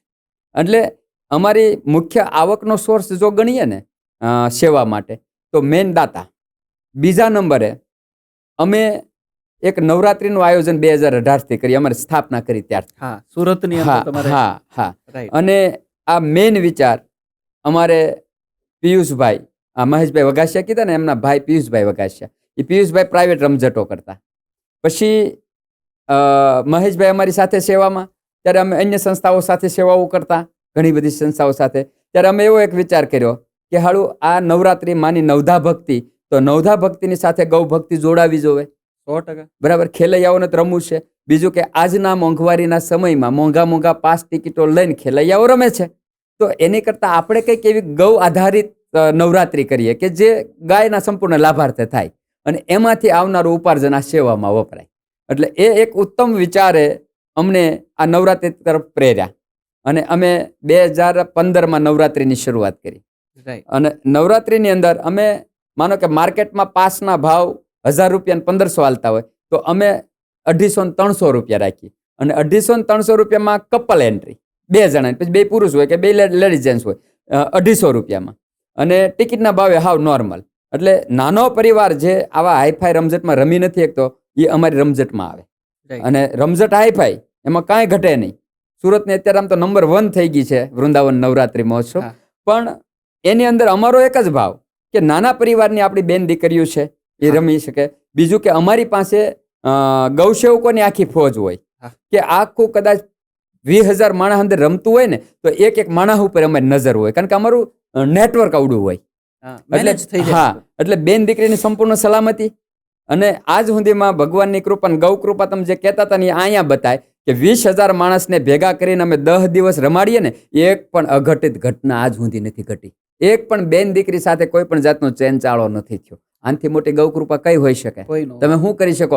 ગમે એટલું પ્રોટેક્શન મૂકો તો બનાવ બની જાય. બની ગયા પછી તમે બધું ધોડો છો. હા, સાચી વાત, સાચી વાત. અમારે બન્યું જ નથી. અમે અભિમાન નથી કરતા, પણ અમે ગૌરવ લઈએ છીએ કે અમારી કરેલી સેવા સાર્થક છે, કે અથવા અમે સાચા રોડે છીએ. કેમ કે એમાં ભાવ જ સેવાનો હા, થઈ ગયો ને કે હા. આમાંથી જે આવશે એ જાશે તો હા, ક્યાં? હા, ગૌ માતા હા, પાસે જ જવાનું છે. હા. અને એમાંય પાછા દાતાઓ પાછા અંધાધાર આપે બાપુ. Right, એમાં right, કાંઈ ઘટે નહીં. કારણ કે અમારી ઉપર અમારી સેવા જોવે છે અને એ દાતાઓ આપે. અને એ નવરાત્રીનું જે કાંઈ ફંડ થાય એ સંપૂર્ણ ફંડ ગાયો માટે વપરાય. પછી ત્યારથી આગળ વધીએ તો અમે એક પરમેનન્ટ ધૂન મંડળ પણ ચલાવીએ. right. કારણ કે આમાં શું હોય કે રોજ કંઈ દાતા આગળ આ વાત ન હોય કે દાતા તો આપણે કંઈક પ્રસંગ એવો આવે, કંઈક એવું આયોજન કરીએ તો દાતા આવે ત્યારે અનુદાન આપીને જતા હોય. પછી દાતાઓની હાકલ હોય, અડધી રાતે અમને હાથ પાડજો તમને જરૂર પડે તો. પણ એનો અર્થ એવો નહીં કે આપણે દાતાને હાલતા માગવા જાય. Right. પણ એ આપણે હામ છે. દાતા એકવાર એમ કહીને જાય ને અડધી રાતે અમને પડકાર કરજો, ઘટે પૈસા તેથી ઘટવા મારો નાથ ન દે, પણ અમને એટલો વિશ્વાસ હોય ઘટશે તેથી પાસે દાતા અમારી પાસે ઉભાય છે, પણ અમે એનો દુરુપયોગ ન કરીએ ક્યારેય. એટલે એ દાતાઓ દ્વારા આવેલું દાન. પછી અમે એક એવું નક્કી કર્યું કે આપણા યુવાનો બધાય કે આપણે એક ધૂન મંડળ શરૂ કરીએ. એટલે ધૂન મંડળની અંદર શું થાય કે કોઈ પણ સ્વજનનું દેહાંત થાય તો એમની પાછળ ધૂન હોય, મોક્ષાર્થે પુણ્યતિથિ આવતી હોય, શ્રાદ્ધ આવતું હોય, પાંચમ આવતી હોય, કે કોઈ પણ વાર તહેવારની મોજની ધૂનનું આયોજન હોય, તો અમારી પ્રેરણા ગૌ સેવા ચેરિટેબલ ટ્રસ્ટ દ્વારા સંચાલિત પ્રેરણા ગૌ સેવા ધૂન મંડળ, આ ધૂન મંડળના યુવાનો ત્યાં જાય. 1 રૂપિયો ચાર્જ ન લે મેનેજમેન્ટનો. ફ્રી ઓફ ચાર્જની અંદર ભજન, ધૂન, કીર્તન કરીએ અને લોકોને આ ભજનો ગમે અને ગાય માટે પોતાનો રાજીપો વરસાવે, એટલે ઘોર કરે અથવા લખાવે. એ જે અનુદાન, દાખલા કે તમે આયોજક છો તો તમે નાના પરિવારમાંથી છો, તમારા સ્વજનની પાછળ તમારે આ કાર્ય કરવું છે, પણ તમે પોગી કોઈ એમ ન હોય એટલે તમે ન કરી શકતા હોય, ત્યારે આ ધૂન મંડળ થતાં શું થયું કે નાનો પરિવાર તે પોતાની ઈચ્છા પૂર્ણ કરી શકે. અમારા સ્વજનની પાછળ અમે ગાયોની સેવાનો આ યજ્ઞ કર્યો અને ભજન કીર્તન કર્યા. અને એ થકી જે એમને ત્યાં આવેલા બીજા સ્વજનો હા. એને ઈ લાભ લાભ મળે મળે છે, ગૌ સેવાનો કેમ લાભ કે મળે એ છે. ધૂન મંડળમાં એ હા. લોકો વચ્ચે બોલે કે હા. ભાઈ જે કાંઈ પણ પૈસા આવશે હા, એ બધા જ ગાયોમાં ગૌસેવામાં. અને વપરાય. મેં એ પણ જોયું છે કે હા. બધા જ વ્યક્તિઓ કોઈ ટુ વ્હીલ લઈને હા. અથવા તો કોઈ એના એકબીજાની છોકરાને પાછળ લઈને બેસીને. પાછળ બેસીને હા. અને પોતે જ તે પોતે સામાન હા. ઉતારતા હોય ને હા. સામાન ચડાવે હા. ને બધી. ભગવાનના ક્યાંય ભજનમાં નાનપ નહીં સમર્પિત સાહેબ, કરે. ગાયની Yes. સેવામાં ક્યાંય નાનપ નહીં. પછી હું ડોક્ટર મારા ક્લિનિક ઉતરી ગયું એટલે હું ટેમ્પામાં બેઠો હોઉં સાહેબ. ગૌ સેવામાં ટેમ્પામાં જવાનું એટલે ત્યાં હું પછી ડોક્ટર ન હોઉં બહુ મોટી અને વસ્તુ. ડોક્ટર હોઉં તો સેવા ન થઈ શકે. ના થાય. સાચી વાત બરાબર. કીધી. એટલે હું એક ગૌ સેવક બની જાઉં. સાચી તમે મને વાત છે. ટેમ્પામાંય ભાળો, મને ઓડીમાંય ભાળો, મને ટ્રેક્ટરમાં ટીંગાતાય ભાળો, પણ ગાય માટે હું ગમે ત્યાં હોઉં. Right. બરાબર. મેં એક વાત આ નોટિસ કરી છે. હું ઘણા બધા ગૌસેવકને મળ્યો છું, પણ દરેક ગૌસેવકમાં એક ગુણ મેં જોયો છે ને એ છે નિર્માનીપણા. હા. દરેક right. ગૌસેવક જ્યારે આપણે વાત Right. કરીએ ને ત્યારે એકદમ નિર્માની હોય. હા. એને એ કરોડોપતિ હશે હા. પણ એની હા. પાસે મોટપ નામની વસ્તુ જરાય હોય. નહીં. તમે ગૌ સેવાની ટીમ ઊભી હોય તો તમે કઈ ન કહો આમાં કોની કેટલી કેપેસિટી છે. સાચી કાંઈ ન વાત. કહી શકો. સાચી છૂટા વાત. પડેની હવ બિઝનેસ હોય ત્યારે જ ઈ હોય. ત્યારે એટલે આ વસ્તુ છે અને તો જ સેવા થઈ શકે છે. એટલે એ ધૂન મંડળમાંથી જે કાંઈ આવક થાય ને એ આવક અમે આ ગાયોમાં વાપરીએ. પણ આગળ તમે જે બાળકની વાત કરી ને એ વાત તરફ મારે હવે તમને લઈ જવા છે કે નાના નાના બાળકો અમારા ધૂન મંડળની અંદર કડતાલ વગાડતા હા. હોય. હા. હવે એ બાળકો એના માતા પિતા આવતા હોય, એ બાળક આવતું હોય, એ બાળક એટલું આકર્ષણનું કેન્દ્ર હોય કે આપણને એમ થઈ જાય કે ભાઈ કૃષ્ણ કનૈયો પોતે અહીંયા રમવા આવ્યો છે એવા તાલ સાથે ઈ વગાડતું હોય. એટલે કોઈ પણ માણસને ઘોર કરવાનું મન થાય અને એ બાળકને જે વધાવે એ બધી લક્ષ્મી જવાની ગાયમાં જ.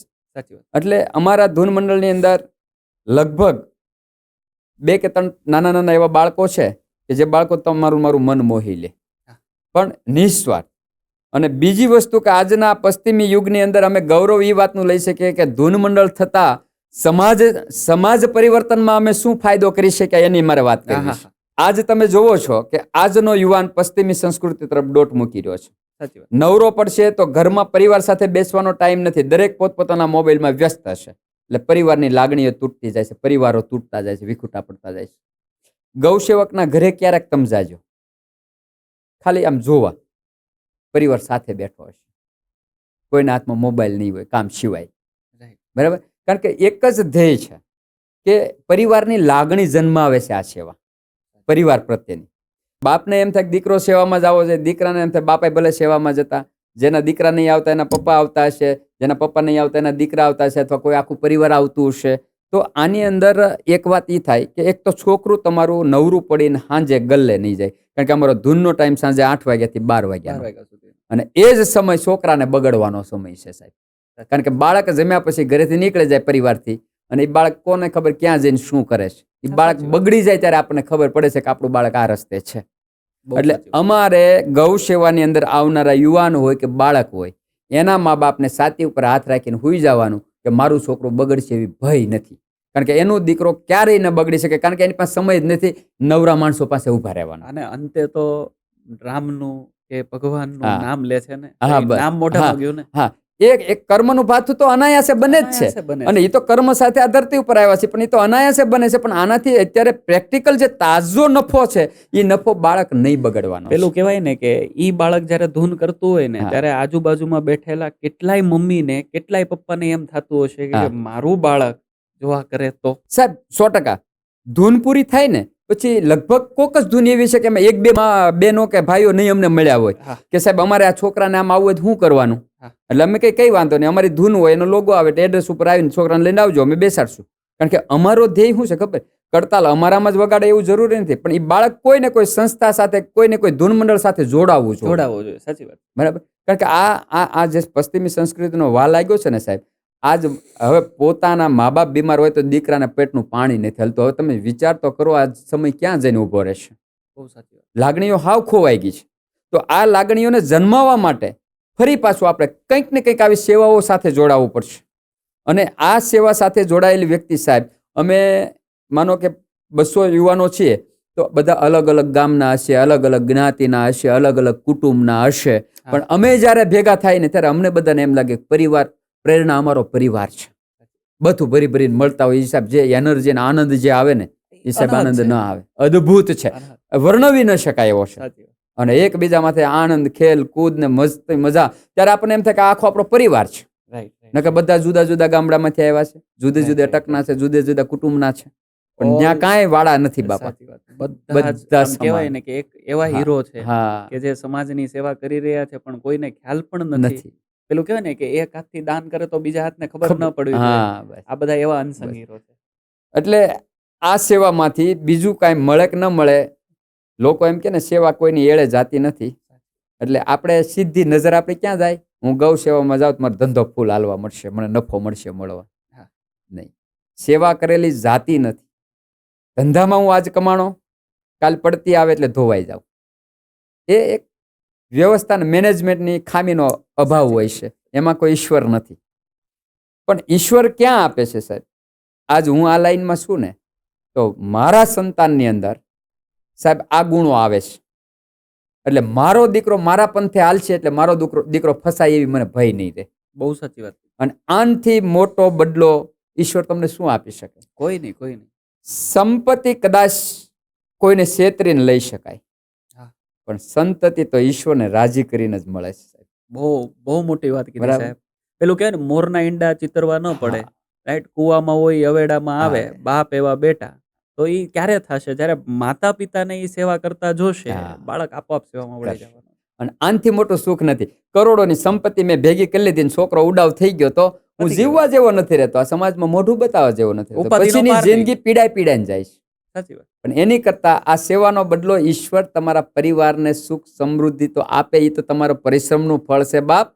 પણ તમારા ઘરની અંદર પ્રેમ ને લાગણીના તાતડે જોડાયેલું રાખે ને તમારી સંતતિ એટલે કે સંતાન સારા આપે ને, આનથી મોટું સુખ ઈશ્વર કાંઈ ન આપી શકે. આ બસ. પેલી વાત કરી ને આપણે કે સુખ અને શાંતિનો ભેદ, હા. સાહેબ સૌથી મોટી વાત તમે અત્યારે આ કીધી. હા, એમ. એટલે મને આ વાતનો આનંદ છે.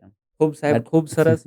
તમારી સાથે આ પોડ સ્ટુડિયોની અંદર મને તમારી સાથે જે વાત કરવાનો આનંદ મળ્યો એનો પણ આભાર, અને અમારી આખી ટીમનો Thank you very આભાર, much, અને sir. સમગ્ર 200 અને હું તો એમ કહું 200 નહીં 2000 ગૌ 2000. સેવકો થાય.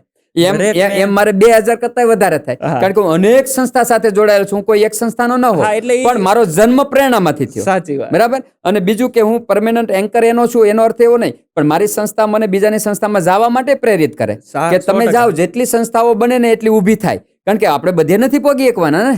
એટલે વાત. હું અનેક સંસ્થા સાથે, અને ખાસ મારી પરમેનન્ટ 2 સંસ્થા છે કે જય કષ્ટભંજન ગૌસેવા ચેરિટેબલ ટ્રસ્ટ ને પ્રેરણા ગૌસેવા. એ 2 મારી માતૃ સંસ્થાઓ છે. કારણ કે જય કષ્ટભંજન ગૌસેવા ચેરિટેબલ ટ્રસ્ટ દ્વારા અમે સૌરાષ્ટ્રના વાવેરા ગામની અંદર હનુમંત ગૌશાળા ચલાવીએ છીએ. રાઈટ. એટલે ઈ ધૂન મંડળમાંથી જે કાંઈ આવક થાય એ હનુમંત ગૌશાળાનું જતન થાય. પ્રેરણામાંથી જે કાંઈ આવે એ અમારી પાંજરાપોળની સંસ્થાનું. એટલે 2 સંસ્થા અમારી પરમેનન્ટ. ઈ સિવાય પણ મારી પાસે જ્યારે જ્યારે અનુકૂળતા મળે ત્યારે હું અનેક સંસ્થાઓના ધૂન મંડળની અંદર સેવા આપવા માટે આ જાઉં છું. કેવું રિપલ ઇફેક્ટ છે ને, એક હા. થકી બીજા 1000 ને ખાલી હા. વેવ્સ મળવા જોઈએ. હા. એકવાર આ સ્પંદન થવા હા, મળ્યું ને બસ, પછી બસ. લોકો એમાંથી પ્રેરણા હા. લેતા જશે ને આગળ વધતું જશે. નામ પણ પાછું પ્રેરણા છે. હા. એટલે એટલે પ્રેરણાએ મને એવી પ્રેરણા આપી છે કે અનેક સંસ્થાને તું ટેકો આપ, અનેક 100%, સંસ્થાનો 100%, સહયોગ કરે અને અનેક સંસ્થાને એવી ઊભી કર, પણ સંસ્થા બધી સકારાત્મક બનવી જોવે. એ અમારો ધ્યેય છે. પછી ક્યાંક એવો ભેદ આવી જાય તો મારો ઈશ્વર જોવે છે. 100%. બરાબર. કારણ કે બધું તો આપણે જોઈને નથી કરી શકતા. નહીં 100%. પણ આજ સુધીમાં પગલું માંડીએ એટલે ઈ દિશા તરફ માંડીએ કે આ દિશા સાચી હોવી જોઈએ. બસ. અને આ તો કહેવાય છે ને કે તમે જંગલમાં ગરી જાઓ પછી કદાચ તમે સાચી દિશામાં જતા હોય તો રોંગ ક્યારે થઈ જાવ ખબર નથી રહેતી, કારણ કે દિશા દેખાતી જ નથી. સાચી વાત. એમ આમાં કોઈ પણ સંસ્થામાં આપણે જોડાતા હોય ત્યારે આપણે એક સારા ભાવ સાથે જ જોડાતા હોય, અને પછી કદાચ કોઈ સંસ્થા ખરાબ નીકળતી એનો અર્થ એવો નહીં કે સંસ્થાઓ બધી ખરાબ છે. સાચી વાત. અને સેવાનો ભાવ છે ને, હા. તો આપણી સેવા ખોટી ક્યાંય જવાની જ નથી. હા. અને આજના સમયના દાતાઓ પણ એ પણ એટલા તૈયાર છે કે એ તમને જોઈને જ વર્તી જાય કે આ સંસ્થા યોગ્ય છે કે નથી. સાચી વાત. એટલે આપણે કોઈ સંસ્થાની કાપવાની નથી આવતી. દરેક સંસ્થાઓ એની રીતે યોગ્ય છે. રાઈટ. પણ દાતાઓ જે સંસ્થામાં કામ આપવા માંગે છે એ સંસ્થાને દાતા જોઈ લે, એ હા. સંસ્થામાં દાતાને યોગ્યતા લાગે એટલે દાતા આપે છે. એટલે આમાં કઈ મારી સંસ્થામાં આપે ઈ જ દાતા હારા ને બીજાની સંસ્થામાં આપે નહીં દાતા હારા, જરાય નહીં. અથવા તો દાતા દાન આપે છે ને જે સેવા હું કરું છું એ હારી ને બીજી સંસ્થાને નહીં હારી, એવું કઈ છે જ નહીં. મૂળમાં સેવાનો ભાવ હોવો સેવાનો ભાવ. કોઈ પણ સંસ્થા આવડું મોટું મેદાન છે ને, અમે તો ઈશ્વરને પ્રાર્થના કરીએ કે સંસ્થાઓ જેટલી જાજી થાય એટલી જાજી ગાયો હંચવાય, એટલી જાજી સમાજની દુખિયારા જીવો હંચવાય. અને અમારો તો હેતુ એટલો છે કે આ જગતમાં બને એટલા જો દુખી જીવો શાંત પડે ને એ પ્રયત્ન કરવાનો આપણો પ્રયત્ન રહ્યો છે. એટલે દરેક સંસ્થા સાથે હું જોડાયેલો છું. દરેક સંસ્થા સાથે મને ખૂબ આનંદ આવે છે. એટલે હું મારી સુરતની તમામ સંસ્થાને વંદન કરું છું, કારણ કે એક સંસ્થાનું હું નબળી ન કહી શકું. સાચી વાત. પોતપોતાની રીતે હા બની શકે, બધાના એંગલ વિચારવાના અલગ હોય, એટલે કદાચ ઈ જે સેવાનું કાર્ય કરતા હોય, આપણને લાગે આમને નામ કરવું જોઈએ, પણ એને ઈ લાગે છે એટલે કરે, પણ કરે તો છે સેવા બાપ. પેલું કહેવાય ને કે ઘણા વ્યક્તિઓ સિસ્ટમને સુધારવાની સેવા કરે છે, હા ઘણા વ્યક્તિઓ સિસ્ટમમાં રહીને સુધારવાની હા. સેવા કરે છે, ઘણા બારે રહીને કરે છે. હા. All are heroes. હા, બસ રાઈટ. હા બસ આ એક હેતુ છે સાહેબ. એટલે ખૂબ મજા આવી તમારી સાથે. ખૂબ આભાર ને આના થકી દરેક પ્રેરણા ગૌસેવા ચેરિટેબલ ટ્રસ્ટમાં કામ કરતા દરેક પરિવારને પણ અમારા વતી લાખ વંદન કે આવા નવા કામ કરતા રહ્યો ને આવા નવા સમાજની અંદર હકીકતમાં આવા વ્યક્તિઓની જરૂર છે. ખૂબ. Be that 1%. Thank you so much. ખૂબ આભાર સાહેબ. આપને સ્ટુડિયોનો પણ અમે આભાર વ્યક્ત કરીએ છીએ, અને આપણા માધ્યમથી હું સમાજને પણ એ સંદેશો આપીશ કે ખૂબ સરસ મજાનો તમારો પ્રયત્ન રહ્યો છે, અને સમાજની અંદર જે સેવાઓ લોકો સુધી નથી પહોંચી, હા. એ સંસ્થાને તમે સમાજ સુધી પહોંચાડવાનું કામ કર્યો છો ને, એટલે અમારા માટે તમે પણ હીરો છો, કારણ કે તમે પણ મોટા ગૌ સેવક છો. કારણ કે એક ગાયોની જ સેવા કરવી સેવા નથી. તમે આગળ જેમ સિસ્ટમની નાંજે વાત કરી, તમે આ એક એવી સિસ્ટમ લઈને આવ્યા છીએ કે સુસુપ્ત અવસ્થામાં પડેલી સેવાને સમાજ સુધી જગાડો. અને આનાથી અમને શું ફાયદો થશે કે અમારા માટે તો એ ફાયદો છે કે અમે આવી સેવાઓ કરી છીએ, લોકોને ખબર પડશે મારે કંઈક દેવું છે, પણ સેવા ક્યાં કેવી થાય છે ખબર નથી. તો એ જે ખબર પાડવાનું કામ છે ને, એ તમારા સ્ટુડિયોએ કર્યું છે. એટલે હું આ સમાજ વતી પણ આખા સ્ટુડિયોનો ખૂબ આભાર વ્યક્ત કરું છું. તમારી સમગ્ર ટીમનો આભાર વ્યક્ત કરું છું, અને માં ગવત્રીના આશીષ સદાય તમારા પર વરસતા રહે, ને આવી વધુમાં વધુ સેવાઓને લોકો સુધી જાગૃતતા લાવતા જાવ એવા પ્રયત્નો કરો, એવી શુભેચ્છા સાથે આપને જય હિન્દ. જય હિન્દ, જય શ્રી કૃષ્ણ, જય ગૌ માતા. જય ગૌ માતા. દર્શક મિત્રો, પ્રેરણા ગૌસેવા ચેરિટેબલ ટ્રસ્ટનો નંબર અહીંયા નીચે પણ છે, સ્ક્રીન પર પણ આવી જશે. તો તમને લાગતું હોય કે મારે કોન્ટેક્ટ કરવો છે, મારે કંઈ પણ નાનકડી એમથી સેવા પણ લખાવી છે મારા વતી, મમ્મી પપ્પા વતી, પરિવાર વતી, તો તમે આ નીચે દેખાયેલા નંબર ઉપર કે સ્ક્રીન પર દેખાયેલા નંબર ઉપર લખાવી શકો છો. જય શ્રી કૃષ્ણ, જય હિન્દ, વંદે માતરમ.